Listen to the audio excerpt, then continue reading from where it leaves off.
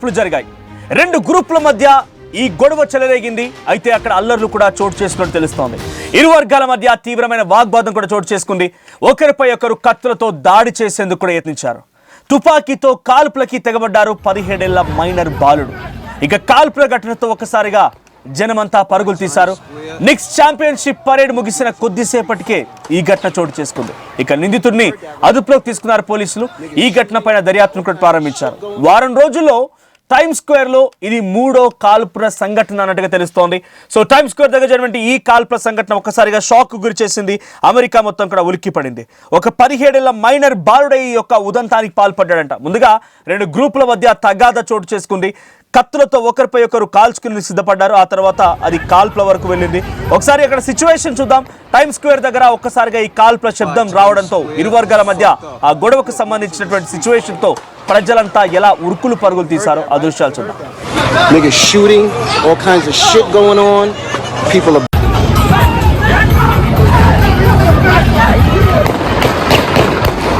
by Times Square is fucked up. Look, niggas in the street fighting. See, you heard that, right? You heard that. Niggas shooting, all kinds of shit going on. People are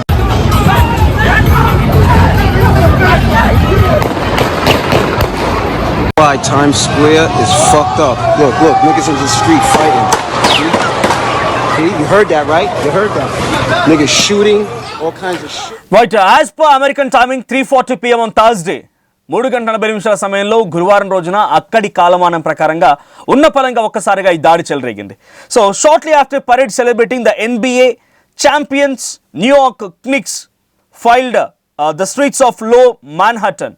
so అక్కడ ఆ ప్రాంతంలో ఒక్కసారిగా ఒక celebration వాతావరణం నుంచి కూడా sudden గా ఈ కాల్పుల శబ్దంతో ఒక్కసారిగా అందరూ షాక్ గురయ్యారు. దాని ప్రకారంగా పోలీసులు చెప్తుంది ఏంటంటే 10,000 police officers had been deployed for the event. సుమారుగా 10,000 మంది పోలీసులు వచ్చారంట. అంటే ఆ ఈవెంట్కి దాన్ని ఈవెంట్ పేరు కూడా క్నిక్స్ సెలబ్రేషన్స్ అని చెప్తూ ఉన్నారు. సో ఆ ఈవెంట్కి 10,000 మంది పోలీసులు వచ్చారు. New York police department added that the area was crowded with world cup visitors who have been in the city since the tournament began last week. అక్కడ ఒక టోర్నమెంట్ జరుగుతోంది.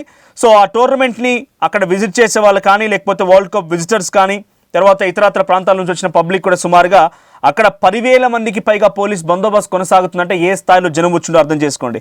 సో ఆ తర్వాత ఆ సంఘటనలో ఒక్కసారిగా ఉన్న పలంగా కాల్పులు సంచలనం రేపాయి. So some social media captured the moment that shots rang out prompting people in Times Square to run for safety. ఒక్కసారిగా ఈ కాల్పుల శబ్దం వినగానే ప్రాణాలు కాపాడుకునేందుకు పరుగులు తీశారట.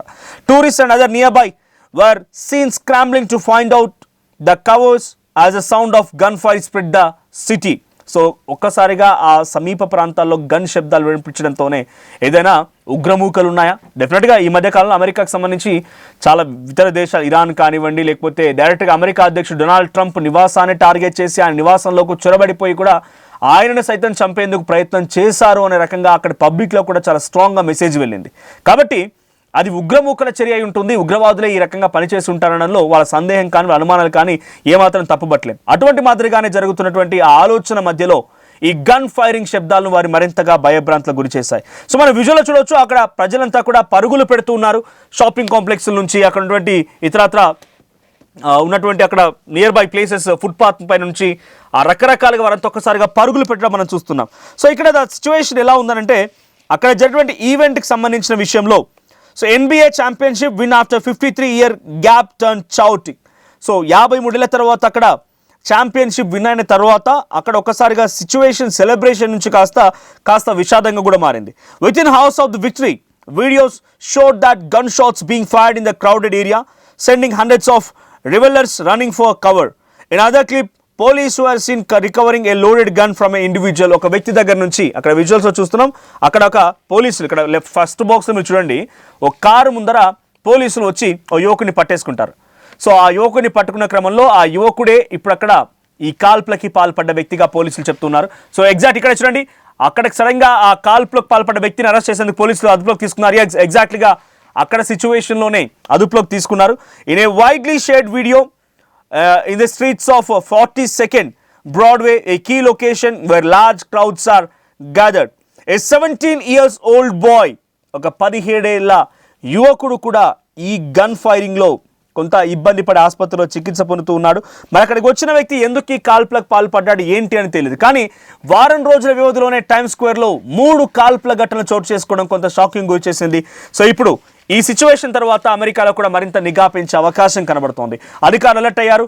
ఈ గన్ ఫైరింగ్ సంబంధించి ఎలా అక్కడ చోటు చేసుకుంది, ఎవరి టార్గెట్గా ఈ గన్ ఫైరింగ్ జరిగింది, ఆ గన్ ఫైరింగ్ చేసిన వ్యక్తి ఎవరు, వాళ్ళు అదుపులోకి తీసుకున్నారంట. He's under investigation. ఆ విచారణ కొనసాగుతోంది. సో ఇదే తరుణంలో మరోసారి ఎటువంటి ఘటన జరగకుండా ఈ గన్ కల్చర్ యొక్క ప్రభావం మిగిలినటువంటి ప్రాంతాలపైన, అక్కడ అమెరికన్ సిటిజన్స్ పైన పడకుండా కంట్రోల్ చేసే ప్రయత్నం అమెరికన్ పోలీసులు చేస్తున్నారు. ఒకసారి మళ్ళీ న్యూయార్క్ న్యూయార్క్ స్క్వేర్ దగ్గర ఎటువంటి సిచ్యువేషన్ ఉంది, సో అక్కడ ఆ చుట్టుపక్కల పరిసర ప్రాంతాల్లో ఉన్నటువంటి పబ్లిక్ ఎలా పానిక్ అయిపోయారు, ఎలాంటి పరుగులు తీశారో ఆ వీడియో చూద్దాం. Square is fucked up. Look, niggas in the street fighting. See? You heard that, right? You heard that. Niggas shooting, all kinds of shit going on.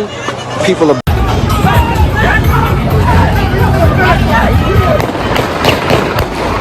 Why Times Square is fucked up. Look, niggas in the street fighting. See? You heard...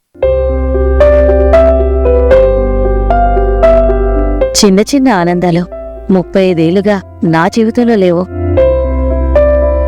35 ఏళ్లుగా నేను డైపర్లలో బ్రతికాను. 6 సెంటీమీటర్ల fistula నా మూత్రాశయంలో leak కారణమైంది. ఎవరూ నాకు సహాయం చేయలేకపోయారు. ఏఐఎన్యూలో వైద్యులను కలిసే వరకు. అక్కడ వారు రోబోటిక్ శస్త్రచికిత్సతో నాకు పరిష్కారం ఇచ్చారు. వారు నా ఆత్మవిశ్వాసాన్ని కూడా తిరిగిచ్చారు. Precision care makes it possible. The Center for Robotic Surgery at AINU